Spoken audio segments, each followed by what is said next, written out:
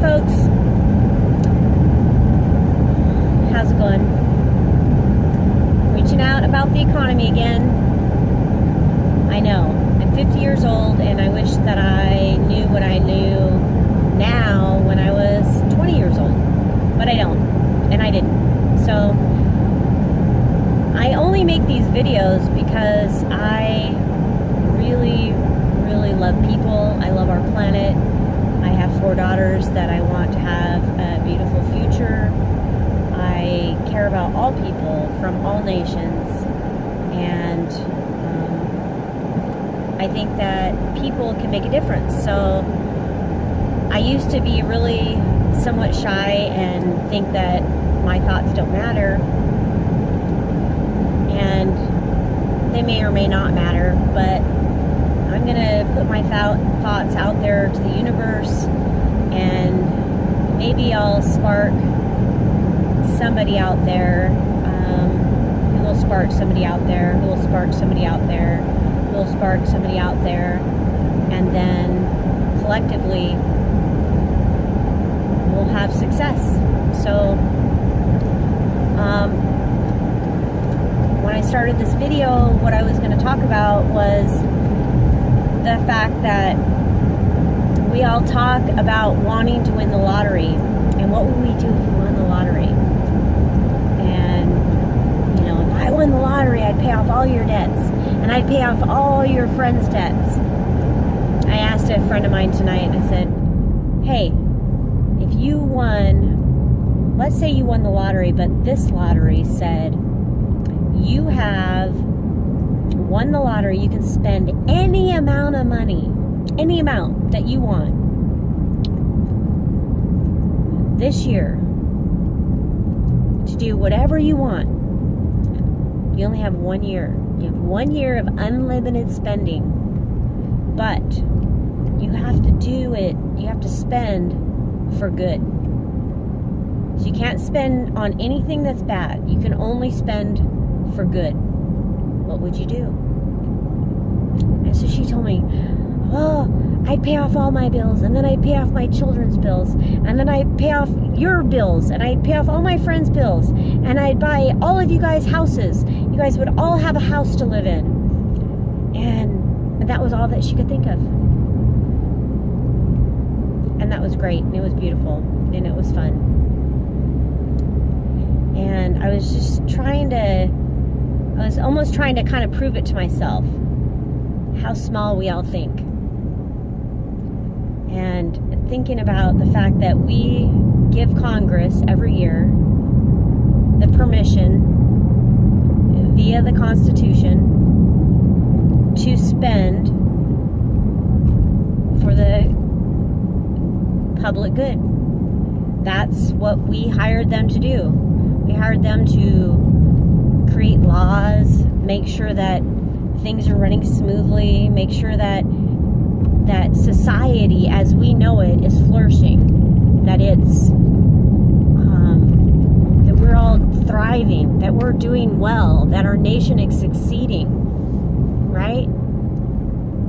And the measure, you know, I don't know the quote, I don't know who wrote the quote, I don't know who first said the quote, but there's a quote out there that basically says something to the effect that you don't measure the success of a nation based on how well its higher top echelon is doing, but you measure the success of a nation based on the least among us. So the people that don't have the best mental capacity, the people that don't have the best health capacity, the people that don't have the most financial capacity. You know, it's funny because I grew up, oh my gosh, I just wish that I was who I am today back then. And I feel guilty. I feel so guilty for the person that I used to be. And I was never a bad person. I was never a mean person. I was always a caring person. But I just didn't really understand the plight around us. I didn't understand what was going on, around us. But anyways, I'm getting sidetracked, and the point I was trying to get to was that we have an unlimited capacity to spend as a sovereign nation. That means that our government creates money at will. And yes, we all get taxed and we all pay taxes. But we need to start thinking about taxes and spending in two separate entities. Taxes are unrelated to spending, and spending is unrelated to taxes. They have different reasons for existing. So a sovereign nation can spend whatever amount of money that it wants. It can buy anything that's for sale in its own currency, because they're the monopoly issuer of said currency. So if the federal government wants to buy every single house that is in existence for, X amount of dollars per square foot, and they want to send out a message and say, yo, people, I'm offering you the chance I'll buy your house for X amount of dollars. And you can either accept their offer or not accept their offer. But the point that I'm trying to make is that they can buy anything in their currency. So every single year they have a budget. Every single year, Congress, the 500 people that is supposed to represent the 325 million of us, they are supposed to get together and decide how to spend money to best benefit us all. And in my opinion, they have fallen down. They have fallen down severely on that task.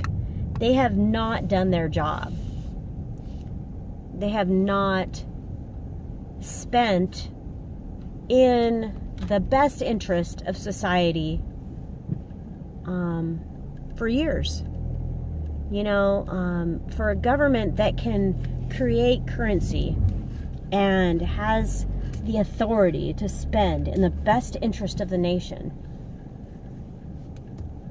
the amount of progress that they have made and the amount of benefit that they've given a society is sad. It's so sad. Had I had those powers for the last 200 years, I would tackle something every single year. I know it seems weird. It seems really weird to have an unlimited amount of money. But really, it's, as a federal government, it looks at society and says, hey, we have X amount of people. What can I do? Who can I hire to do something that will benefit society? What do we need? Right? What do we need? And what do we need? That's the question. The question is, what do we need as a society? And it's their job to fund what we need, to hire the people to do the work. It's not about the spending. It's not about the money. It's not about the taxes. Taxes and spending, it's all this crazy narrative. We pit one against each other. And it's sad. It's really, really sad, because I think if you were to have 100 Democrats in a room and 100 Republicans in a room together, and you were to somehow have a conversation about the things that make them happy and that make them feel good about their lives, that they would say that they want their children to have good jobs, and that they want to own a home, and that they want to be able to take a vacation every year, and they want to be able to put food on the table, and they want to be able to go to the church that they desire, and they want to be able to love the person that they love, and they want to have clean water, and they want to have clean air, they want to have good healthy food. And there's so many things, I could go on, right? But really, at the end of the day, Democrats and Republicans all want the basics. Basically, they want the same things. And you can throw abortion, which has been this horrific thing that has been put up here, front and center as a reason to divide us And truth is, nobody wants to have an abortion. Nobody. Nobody wants to have an abortion. No woman wants to have an abortion, and no man wants to cause an abortion. An abortion is not a thing that you celebrate. But for me, although I am pro-choice, being a pro-choice person doesn't mean that I'm pro-abortion. It doesn't mean that I celebrate abortions and want, yay, go have an abortion. That's not how I feel about the situation. I actually think that if we would fix our economic situation, then there would be a lot less abortions that would happen. If we had a society where everybody had birth control, we had free condoms and free birth control for women and men, and we had free college and free trade school. So you don't want to be a scientist, but you want to be a plumber, whatever. You can go get the training you need to be successful and productive in the society. And if you did happen to get pregnant, unplanned pregnancy, and you were young, that society said, that's okay. That's okay. Go ahead, and if you want to be a mother and you want to keep your child, we will still pay for your college, and we will we will pay for the daycare of that child. Because today, paying for daycare is more expensive than what a wage is that a lot of people even make. And so when they are faced with a decision and they look at, can I provide for this child? Am I going to be able to provide for this child? They think, I can't afford daycare. I am making $7 an hour at a job. I don't have any skills. I don't want my child to end up where I'm at. They start feeling guilty for bringing a child into this world. So I feel like if you were to fix those things, if you were to give them a reason why they could sustain or provide for a child, then they may not even have an abortion. So I always try to go to the root cause of things and say, we don't like this result, but what's the cause of this result?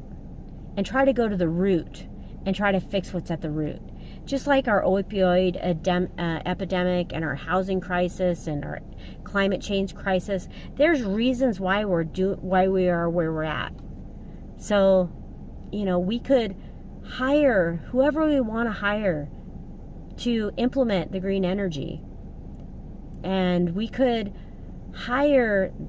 pay doctors and nurses and techs the living wage, not even living wage. We can pay them the wage that they deserve, the market level wage that they've been getting paid straight from the government, pay them, and cross out the insurance industry. And I know that if we cross out the industry, the insurance people, people are gonna lose jobs. They're gonna lose jobs. There's millions of people that work for these insurance companies. But the insurance companies don't bring any value to society. And so we have to pull the Band-Aid, and we have to say, yes, we appreciate that you're willing to work, but we don't value this kind of work. So we are going to fund Medicare for all for our citizens because it's the right thing to do.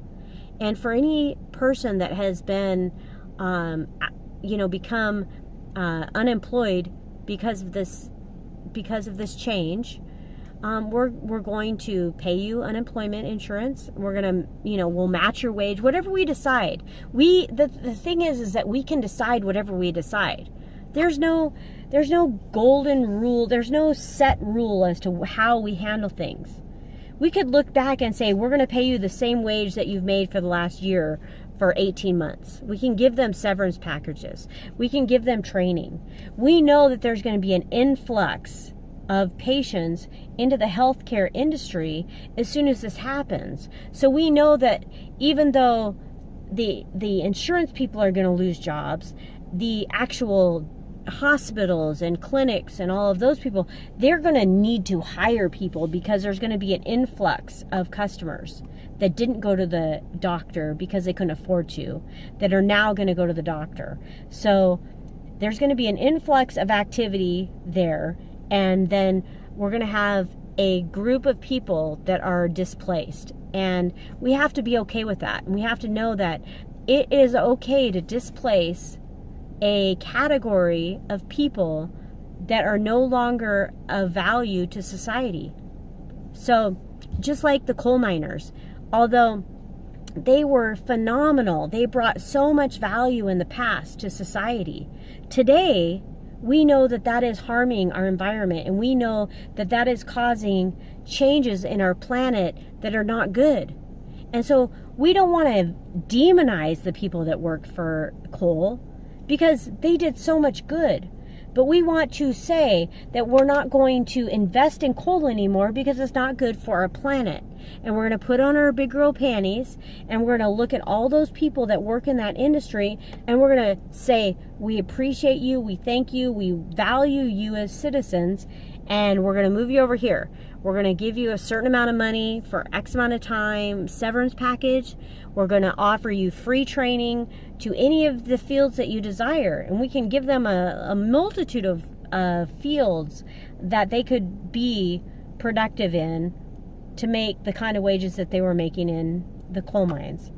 But the bottom line is you should never be paying people to do a job that is detrimental to society. And we have to be okay with eliminating those kind of jobs. Not because we don't care about the people, but because we do care about people in general.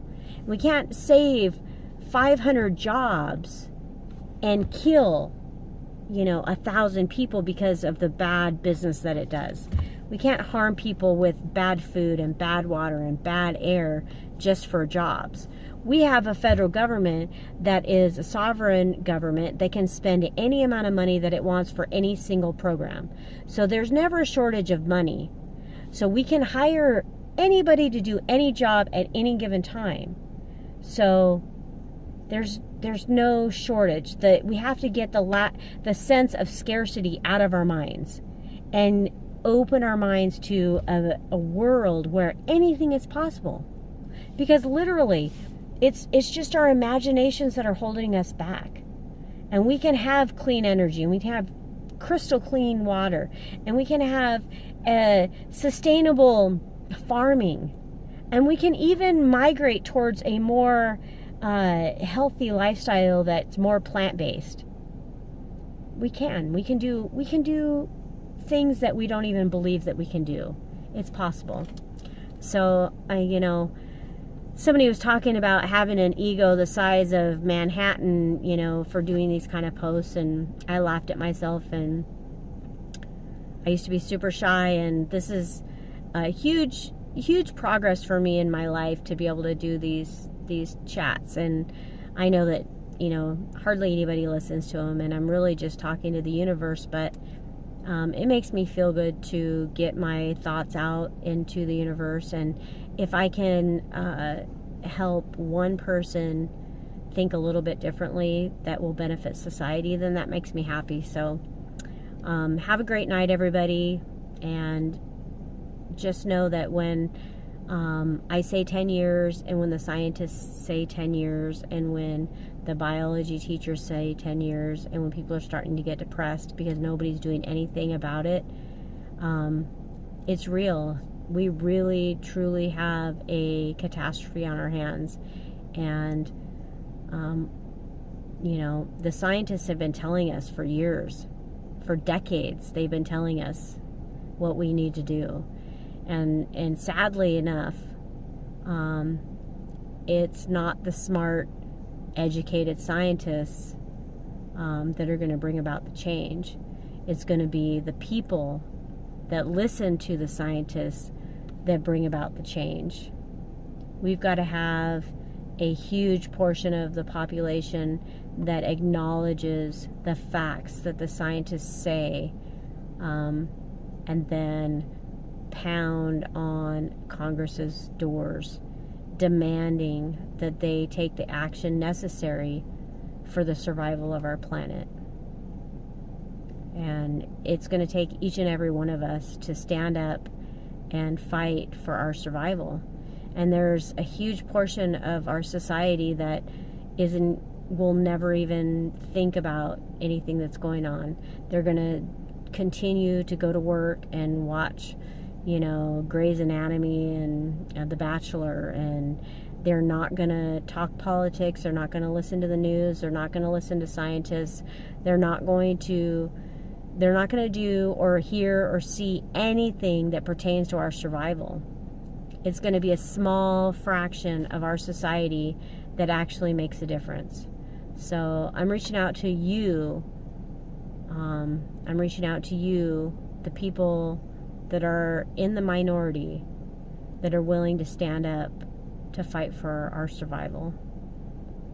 So have a good night, everybody.